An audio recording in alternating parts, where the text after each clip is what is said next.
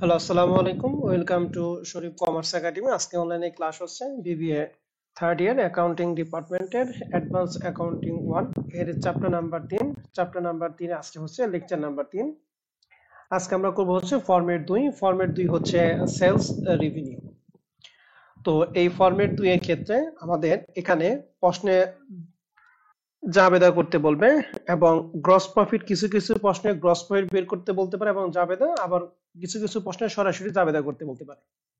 তো জাবেদা করতে বললে প্রথমে আমাদের গ্রস প্রফিট ওয়ার্কিংটা করে নিতে হবে, আর যদি গ্রস প্রফিট চাই তাহলে তো যাবে। এখন কন্ট্রাক্টের যে গ্রস প্রফিট আর সেলস রেভিনিউ গ্রস প্রফিট দুইটা কিন্তু এক জিনিস না। তো এইটার ক্ষেত্রে গ্রস প্রফিট আমরা একরকম ভাবে ক্যালকুলেশন করব, আর ওইটার ক্ষেত্রে একরকম ভাবে ক্যালকুলেশন করছি। কন্ট্রাক্ট কস্টিং এর ক্ষেত্রে আমরা জাবেদা করছি 4টা, আর সেলস রেভিনিউর ক্ষেত্রে প্রত্যেকটা অঙ্ক করার ক্ষেত্রে আমাদের নরমালি জাবেদা হয় 6টা। আর এই 7 নাম্বার জাবেদাটা পরে শিখাবো। নরমালি আমাদের প্রত্যেকটা অঙ্ক করার ক্ষেত্রে জাবেদা হবে 6টা। তাহলে আগের ফরম্যাটের ক্ষেত্রে জাবেদা ছিল 4টা, আর এই ফরম্যাটের ক্ষেত্রে জাবেদা হচ্ছে 6টা। এখন আসি আমরা তাহলে এক্ষেত্রে কার কার জন্য জাবেদা দেব সেটা আমরা পরে বলবো, অঙ্ক থেকে শুরু করব। তাহলে আমরা একটা অঙ্কে যাই। তো প্রবলেম নাম্বার 1, এটা 2016 এবং 2015 সালে পরপর 2 বছর অঙ্ক ছিল পার্সিতে। প্রশ্ন বলছে যে presented value is summarized information for Masum company which sells merchandise on the installment basis. Installment basis মানে হচ্ছে কিস্তিতে, কিস্তিতে তারা বিক্রি করে। এখানে পার্টিকুলার 2015, 16, 17 3 বছরের তথ্য আমাদের দিয়ে আছে। প্রশ্ন বলছে সেলস অন ইনস্টলমেন্ট প্ল্যান। 2015 সালে কিস্তিতে বিক্রি করছে 2.5 লাখ টাকা, 16 সালে 2,60,000 এবং 17 সালে 2,80,000 টাকা। কস্ট অফ সেলস অর্থাৎ 2015 সালে যে 2.5 লক্ষ টাকা পণ্য বিক্রি করছি এর ক্রয় মূল্য ছিল হচ্ছে 1.5 লাখ টাকা। 16 সালে 2,60,000 বিক্রি করছিলাম, এর ক্রয় মূল্য হচ্ছে 1,63,000 টাকা। আর 17 সালে 2,80,000 টাকা, ক্রয় মূল্য ছিল 1,82,000 টাকা। সেলস থেকে কস্ট অফ গুডস সোল্ড বাদ দিলে পাই গ্রস প্রফিট। তাহলে 2015 সালে গ্রস প্রফিট হচ্ছে 1 লাখ টাকা, 16 সালে 96,200 এবং 17 সালে 98,000। এরপরে লেখা আছে কালেকশন ফ্রম কাস্টমার। এটা খুব ইম্পর্টেন্ট, কালেকশন ফ্রম কাস্টমার। আমি 2016 সালে কিস্তিতে বিক্রি করছিলাম 2,50,000 টাকা। এই 2,50,000 টাকা আমি আদায় করব 2015, 16, 17 এরপরে অল্প 1 বছর থাকে। তবে সব বছরের তথ্য আমাদের দরকার নাই, আমাদের জাস্ট 15 থেকে 17 পর্যন্ত তথ্য জানলেই হবে। তাহলে 2015 সালে যে 2.5 লক্ষ টাকা বিক্রি করছিল এইটা আদায় করছি 2015 সালে 75,000 টাকা। এই 2.5 লাখ টাকা 2015 সালে 75,000 টাকা। 2016 সালে আদায় করছি 1 লাখ টাকা, 2017 সালে আদায় করছি 50,000 টাকা। তার মানে এই যে তিনটে অ্যামাউন্ট যে আদায় করছি, এই তিনটে অ্যামাউন্ট আদায় করছি কত সালে বিক্রয়ের উপর, একটু বলো তো দেখি সবাই, কোন বিক্রয়ের টাকা আমরা আদায় করছি?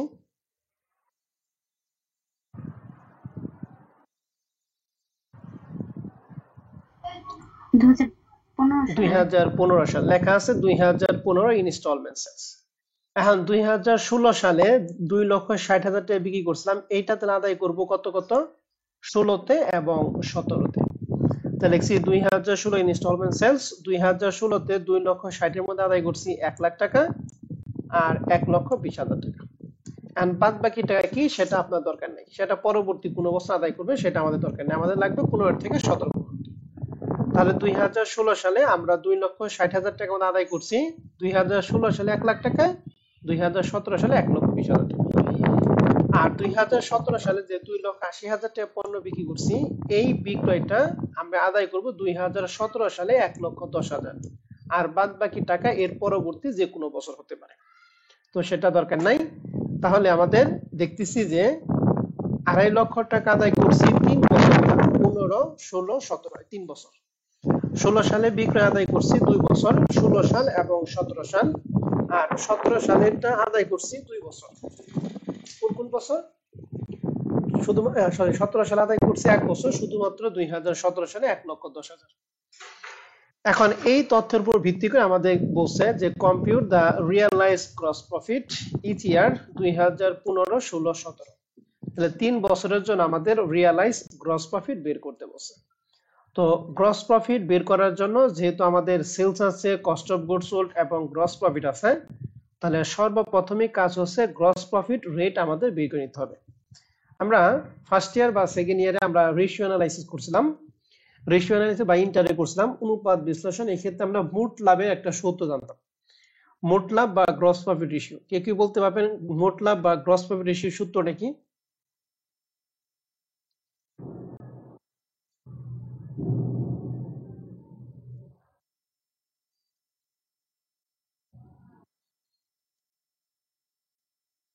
হ্যালো, কে কি বলতে পারবেন গ্রস প্রফিটের সূত্র কি?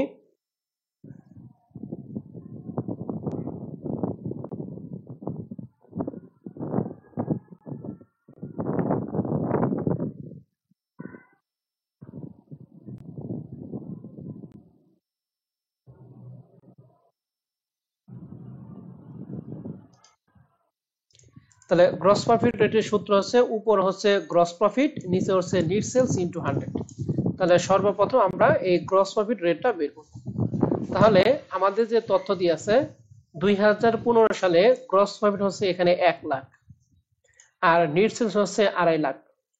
তাহলে 1 লাখ ভাগ 2.5 লাখ ইনটু 100 সমান 2015 সালে প্রফিট পাইছি আমরা 40%।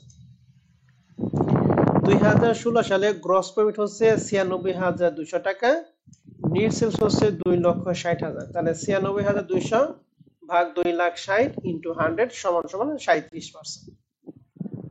তাহলে 2017 সালে গ্রস প্রফিটটা কিভাবে বের করছে একটু বলো তো দেখি।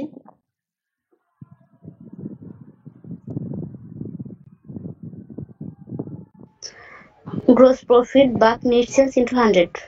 হ্যাঁ, টাকাটা বলো কত ভাগ কত ইনটু কত?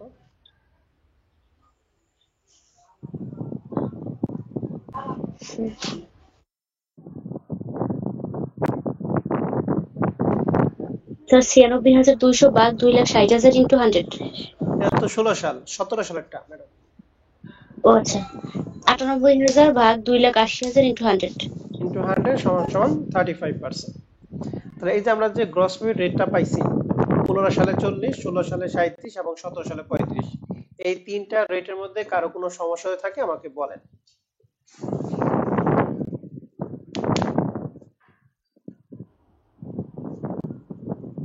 সমস্যা নাই।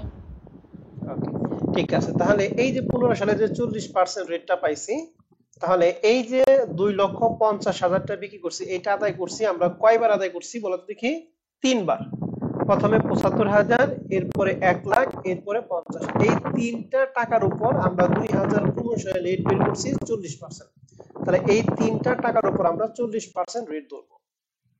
আবার 2016 সালে রেট বের করছি 37%।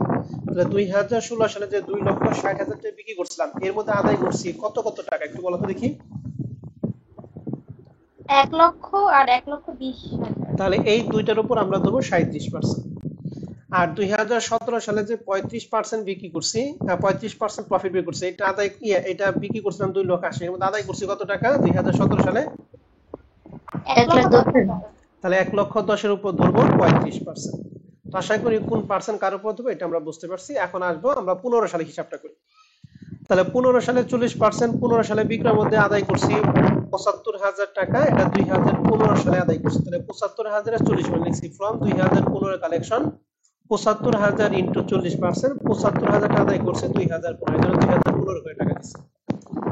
এই 1 লক্ষ টাকা আদায় করছে 2016 তে, কিন্তু কোন বছরে টাকা আদায় করছে বলো দেখি? 16টা না 15 সালেরটা? 15 সালেরটা। 15 সালটা। তাহলে 15 সালের রেট 40%, লিখছি 2015 কালেকশন 1 লাখ ইন্টু 40%। এটা আদায় করছে 2015 সালেরটা, কিন্তু আদায় করছে কোন বছর এসে 16 তে, এই জন্য 16 ঘরে দিচ্ছি 40,000।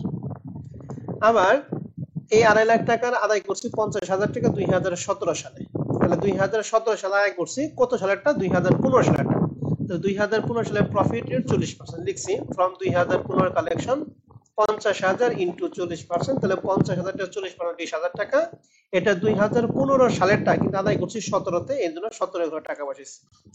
তাহলে 30, 40, 20, এই তিনটা টাকা কি আপনারা বুঝতে পারছেন?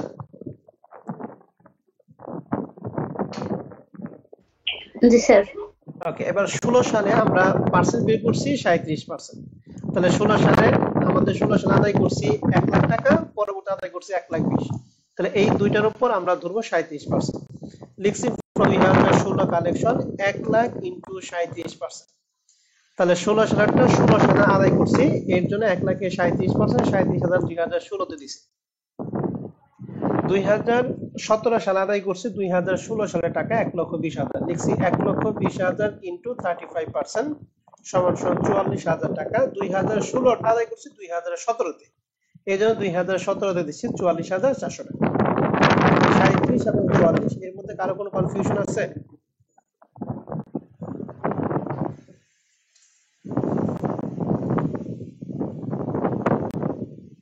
খুবই ইম্পর্টেন্ট টপিক না কিন্তু, স্যার। হ্যাঁ, একটা আর একটার মধ্যে দিয়ে দিলে কিন্তু অঙ্ক ভুল হয়ে যাবে, হ্যাঁ, অতএব খুব সিরিয়াস। কোনো কনফিউশন থাকলে আমাকে বলো আগে, হ্যাঁ।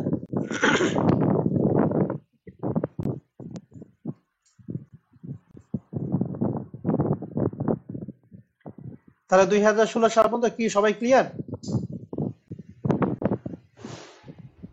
জি স্যার। জি কি ওকে, এবার 17 সালে আসি। 17 সালে 35% আদায় করছে 1,10,000। তাহলে ফ্রম 2017 কালেকশন 1,10,000 ইন্টু এখানে হবে 35%, তাহলে 1,10,000 এ 35% আছে 38,500 টাকা। ওকে, আমাদের আর কোনো টাকা নাই। এখন দেখি 2015 সালে আদায় করছি একটাই, যোগ করে 30,000 টাকা। 2016 সালে এই দুইটা যোগ করে 77,000 টাকা, এবং 2017 সালে এই তিনটা যোগ করে 1,02,900 টাকা। এই হচ্ছে আমাদের 2015 সাল, 16 সাল এবং 17 সালে কি প্রফিট। এই প্রফিট নিয়ে আপনাদের যদি কারো কোনো কনফিউশন থাকে বা কোনো প্রশ্ন থাকে আমাকে প্রশ্ন করতে পারেন।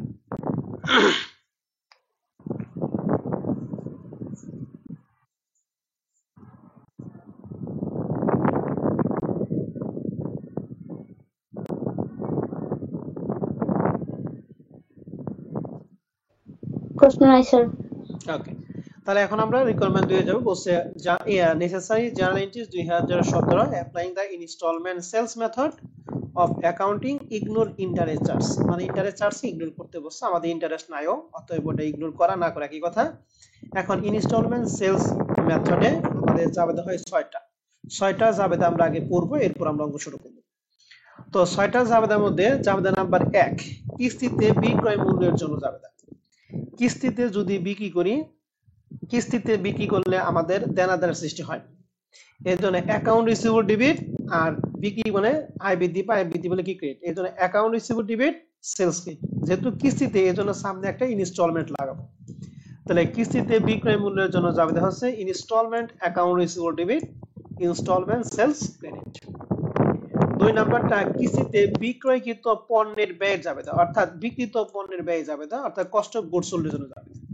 তো কস্ট অফ গুডস সোল্ড এর জন্য জাবেদা আমরা দিব cost of installment sales. Normally আমরা লিখতাম কস্ট অফ গুডস সোল্ড, কিন্তু এটার পরিবর্তে নেব কি cost of installment sales debit এবং ইনভেন্টরি ক্রেডিট।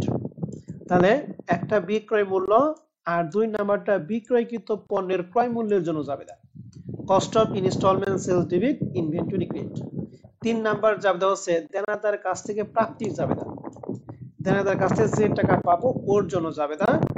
দেনাদার কাছ থেকে প্রাপ্তির জাবেদা হচ্ছে ক্যাশ ডেবিট, আর যে কয়বার আমরা দেনাদার কাছ থেকে আদায় করছি ওই কয়টা বছরের নামে ইনস্টলমেন্ট অ্যাকাউন্ট রিসিভ হবে। তাহলে প্রথম জাবেদা আবার বলতেছি বিক্রয় মূল্য, 2 নাম্বারটা বিক্রয়কৃত পণ্যের ব্যয়ের জাবেদা, 3 নাম্বারটা দেনাদার কাছ থেকে প্রাপ্তির জাবেদা। 4 নাম্বার জাবেদা হচ্ছে কিস্তিতে বিক্রয় এবং বিক্রয়কৃত পণ্যের ব্যয় বন্ধের জন্য, অর্থাৎ 1 নাম্বার এবং 2 নাম্বার জাবেদা বন্ধ করার জাবেদা। 1 এবং 2 এই দুইটা জাবেদা বন্ধ করার জাবেদা দিব। প্রথম জাবেদা ইনস্টলমেন্ট সেলস ক্রেডিট ছিল, ওরে বন্ধ করার জন্য ইনস্টলমেন্ট সেলস ক্রেডিট করব। 2 নাম্বার জাবেদা cost of installment sales debit ছিল, ওরে বন্ধ করার জন্য আগে কস্ট অফ ইনস্টলমেন্ট সেলস আমরা ক্রিয়েট করব।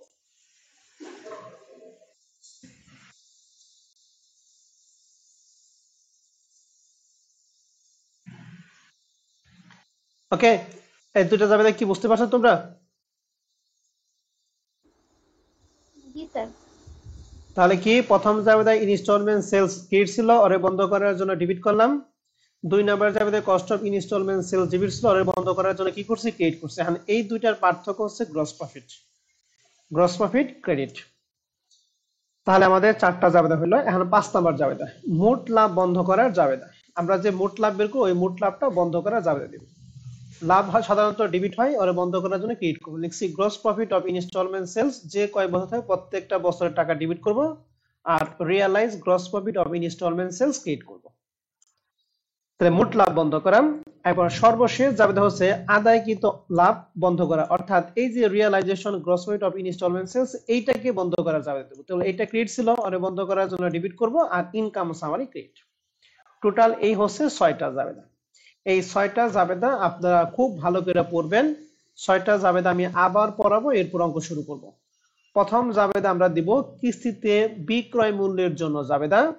বলেন তো কিস্তিতে বিক্রয় মূল্যের জন্য জাবেদা আমরা কি দেই?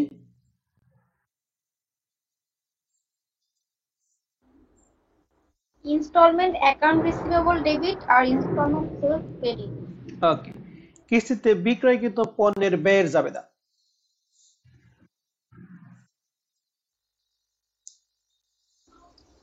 Cost of installment sales debit আর ইনভেন্টরি ক্রেডিট। ওকে।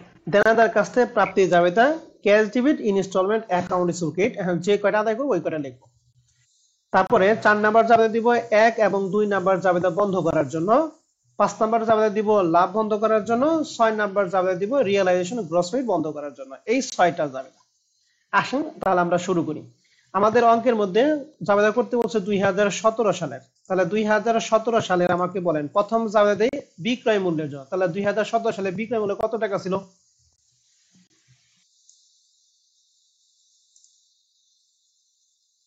2,80,000। এইটার জন্য আমরা প্রথম জাবেদা দিব। তাহলে জাবেদা দিছি installment account receive debit installment sales credit 2,80,000 2,80,000। প্রথম জাবেদা ক্লিয়ার সবাই? জি ক্লিয়ার। জি স্যার। এবার 2 নাম্বার জাবেদা আমরা দিব বিক্রয়কৃত পণ্যের ব্যয়। এখন বিক্রয়কৃত পণ্যের ব্যয় কি 98,000 নাকি 1,82,000? 1,82,000। তাহলে এইটার জন্য জাবেদা cost of installment sales debit আর ইনভেন্টরি ক্রেডিট 1,82,000 1,82,000। প্রথম দুইটা জাবেদা আমরা ক্লিয়ার সবাই?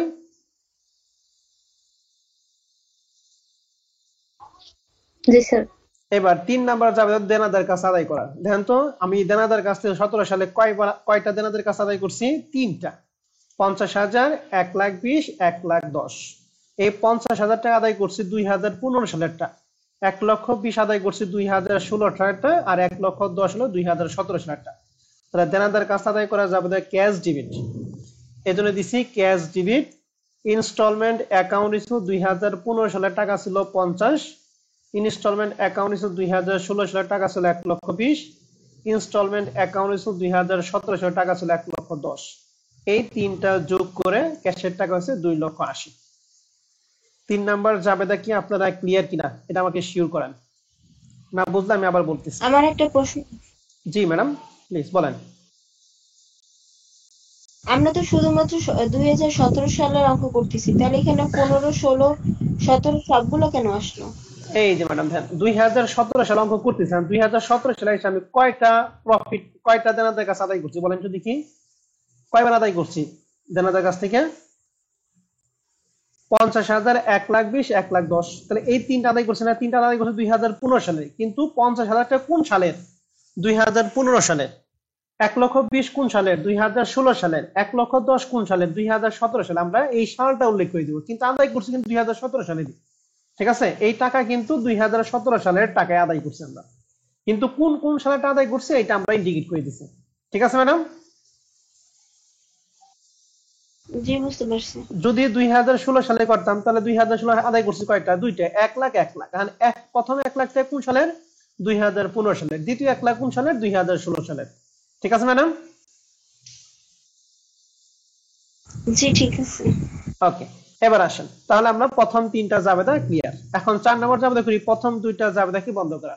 প্রথম জাবেদা installment account installment sales 2,80,000 credit ছিল, পরে ভ্যানিশ করার জন্য ইনস্টলমেন্ট অ্যাকাউন্ট রিসিভ 2,80,000 টাকা ডেবিট করছে। 2 নাম্বার জাবেদা কস্ট অফ ইনস্টলমেন্ট সেলস মোট ডেবিট ছিল 1,82,000, পরে বন্ধ করার জন্য installment account receive installment sales দিছি ক্রেডিট করছে 1,82,000। ওকে ম্যাডাম, এই দুইটা ক্লিয়ার? এখন এই 2,80,000 এবং 1,82,000 এই দুইটার পার্থক্য হচ্ছে 98,000 টাকা। লিখছি গ্রস প্রফিট, ব্যাকে লিখছি ব্যালেন্সিং ফিগার বিএফ, ব্যালেন্সিং ফিগারে 98,000 টাকা। তাহলে 4 নাম্বার জাবেদা কি ক্লিয়ার কিনা? আর যদি কোনো প্রশ্ন থাকে অবশ্যই আপনারা আমাকে প্রশ্ন করেন।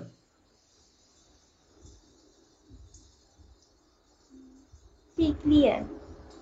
ওকে, তাহলে 4 নাম্বার জাবেদা আমরা প্রথম দুইটা জাবেদাকে বন্ধ করার জন্য দিলাম। 5 নাম্বার জাবেদা দেই গ্রস প্রফিটকে বন্ধ করার। এখন বলেন তো 2017 সালে আমি গ্রস প্রফিট কত টাকা বের করছি?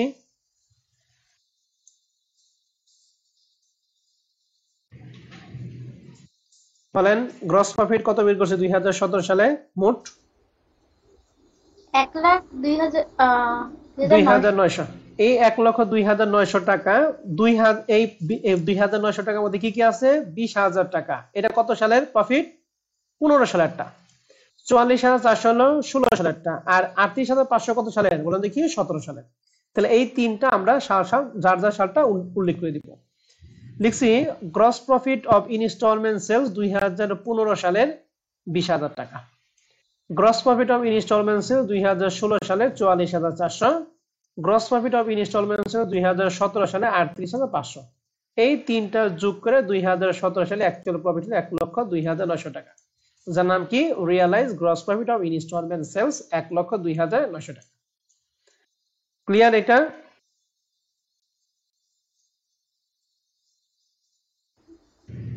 জি ক্লিয়ার।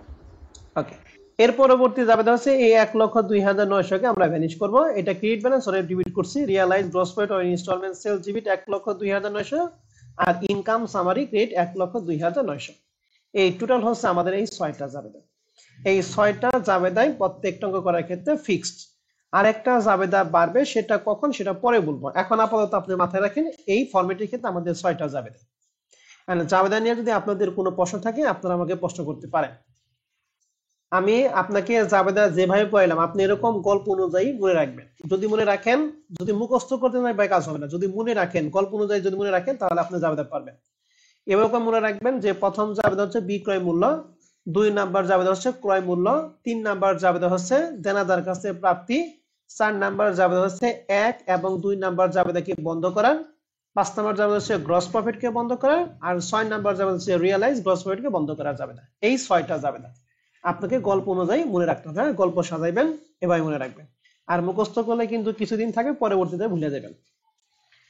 ওকে ম্যাডামরা, জাবেদা নিয়ে আপনাদের কারো কোনো প্রশ্ন যদি থাকে আমাকে বলেন।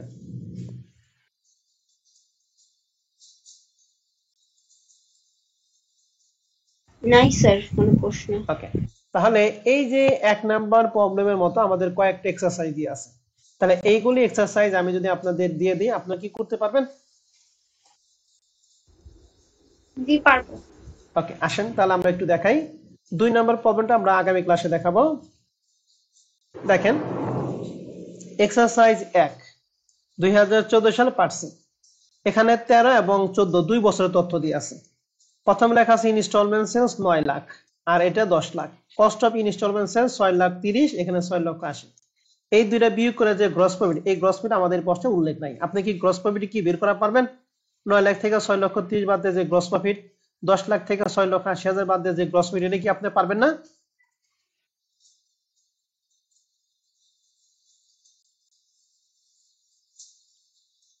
ওকে, এবার 2013 সালে বিক্রি করছি 9 লাখ টাকা। এই 9 লক্ষটা আদায় করছি 2013 সালে 3,70,000 আর 2014 সালে 3,50,000। আর 2014 সালে যে 10 লক্ষ টাকা বিক্রি করছে এটা আদায় করছে 2014 সালে 4,75,000 টাকা। আর বাদ বাকি টাকা আদায় করব পরবর্তী বছর। এন্ড বলছে compute the amount of gross profit recognize each year. প্রত্যেক বছরে গ্রস প্রফিট বের করতে, অর্থাৎ 13 এবং 14 সালে গ্রস প্রফিট বের করব। আর শেষে কি করতে বলছে? জাবেদা করতে বলছে। তাহলে কি আপনারা কি এটি কি পারবেন?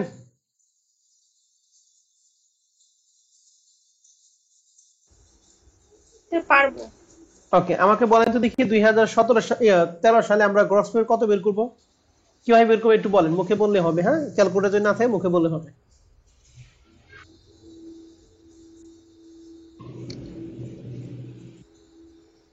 জাস্ট কত থেকে কত বাদ দিব তাই মুখে মুখে বললে হবে, হ্যাঁ 9 লাখ থেকে হচ্ছে 6,30,000। বাদ দিলে আমাদের গ্রসারি পাবো। তাহলে আমাদের প্রথমে গ্রসারি রেট বের করব, উপরে গ্রসারি নিচে net sales into 100, net sales 9 lakh টাকা, 10 লাখ এবং 6,80,000 পার্থক্য গ্রস প্রফিট। এক্সারসাইজ 1 একই রকম, এক্সারসাইজ 2 ও আমাদের কি সেম। আলাদা করে দেখাই দিতে হবে গ্রস প্রফিটটা বের করা? না না, গ্রস প্রফিট বের করার কোনো প্রয়োজন নাই, জাস্ট আপনি গ্রস প্রফিট রেটটা বের করুন। এই যে এখান থেকে শুরু করবে, হ্যাঁ এই যে গ্রস প্রফিট কই, এই যে গ্রস প্রফিট রেট, এই যে 40% এখান থেকে শুরু করবে, হ্যাঁ আলাদাভাবে গ্রস প্রফিট বের করে এটা দেখানোর কোনো আপনার কোনো প্রয়োজন নাই। ঠিক আছে ম্যাডাম? ও আচ্ছা আচ্ছা। হ্যাঁ বুঝতে ওকে, এক্সারসাইজ 1 এর অনুরূপ অঙ্ক হচ্ছে এক্সারসাইজ 2, এটা 15 এবং 16 2 বছরের তথ্য। এখানে কিন্তু গ্রস প্রফিট সুন্দর করে দিয়ে আছে, 2,70,000 3,20,000। আর আমাদের এখানে দেওয়া কাছে কি লেখা আছে, গ্রস প্রফিট বের করতে এবং কি জাবেদা করতে বলছে। তাহলে এক্সারসাইজ 2 ও সিমিলার অঙ্ক। এক্সারসাইজ 3, আচ্ছা পরে দেই। ওকে ঠিক আছে, বাদ বাকি এক্সারসাইজ 1 এবং 2 এই দুইটা অঙ্ক আপনাদের কাজ থাকে, হ্যাঁ আর বাদ বাকি অঙ্কগুলি আমরা আগামী ক্লাসে এই যে প্রবলেম 2 করাবো, প্রবলেম 2 করে দিলে বাদ বাকি অঙ্কগুলি আপনারা নিজে থেকে পারবেন। ঠিক আছে, তাহলে আগামী ক্লাসে আমরা প্রবলেম 2 রেখে দিই। আমার এখানে আজকে ক্লাসটা আমাদের এখানে শেষ হবে, হ্যাঁ ম্যাডামরা।